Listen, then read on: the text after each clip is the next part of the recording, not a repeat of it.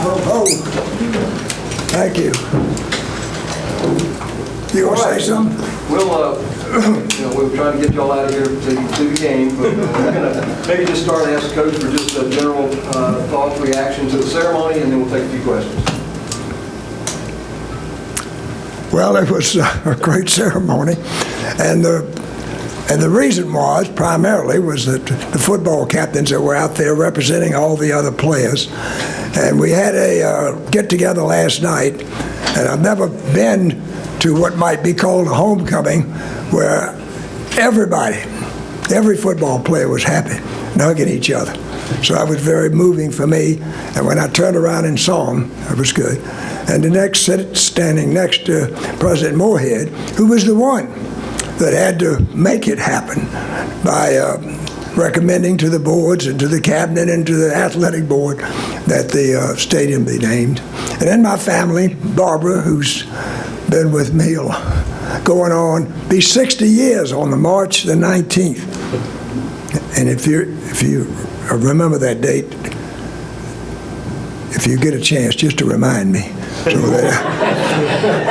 In fact, tomorrow is Barbara's birthday. One of the great things about my birthday on the 4th, it reminds me that Barbara's is on the 8th, and I almost forgot about it with everything that's going on. So I think I'll be all right. But I was always doing 2-a-day practice, and a lot of times I was late in the fourth quarter when I finally came through with a birthday present.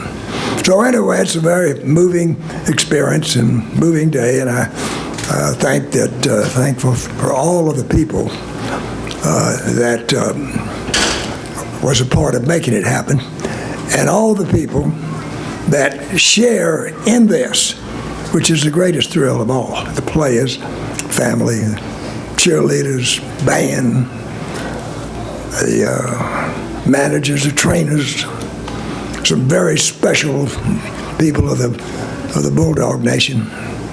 Anyway, that's enough of that. Coach, when you're standing in midfield and there are over 92,000 people cheering you, I think your first year here, wasn't Sanford Stadium like 36,000? Well, I think it was about 42. 40? Yeah. I mean, could you have ever imagined going from 40 to over almost 100,000 people? At that time, no. Only thing I imagined was trying to win that game on that day at that time to get to the next year.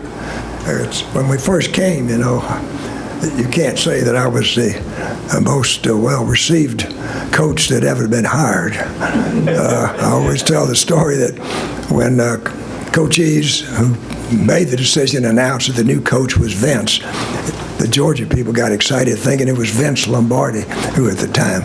And, of course, it's me. And as I look at those credentials, there's no way as an administrator that I would have hired myself. 31-year-old freshman coach at a rival school. Now, suppose you had to hire somebody at an institution like Georgia and say, this is the coach. Coach, you said that 78 game at the Times blew off the bench 29-28 over Georgia Tech. It was the most exciting spectator game up to that point you ever coached in. 2 years later, Louis Scott in Jacksonville. Did that move right in there with it? Well, as far as the thrill of the ending of the game, yeah. But what I'm talking about, a spectator's game, because those leads changed hand like 5 times. Tech was out 20-0 on us, and to come back and win it like we did, from a spectator standpoint. Now, from a coach's standpoint, neither one of them that I liked, but the final results I loved.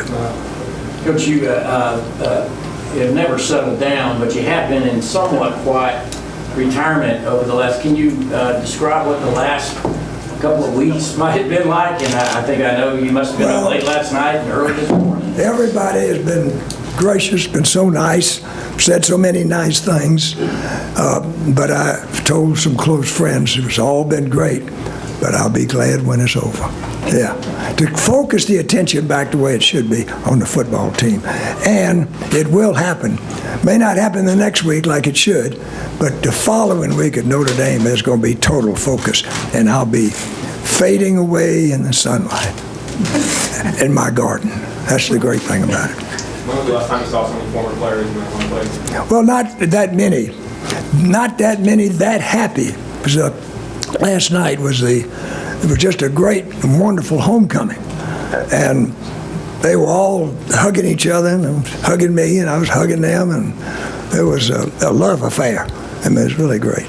Coach, you always say it was the players that got you here, but then you talk to the players and they say you're the reason they got to where they were. So selfishly, what did you do what did you provide to all your players?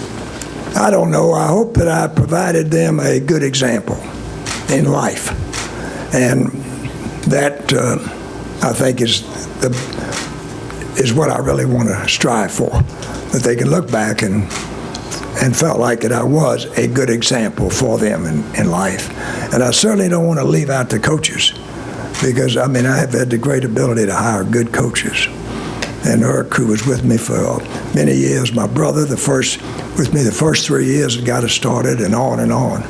So the coaches, and I saw a lot of them today that later played for me, Steve Greer, Charlie Whittemore, and on and on.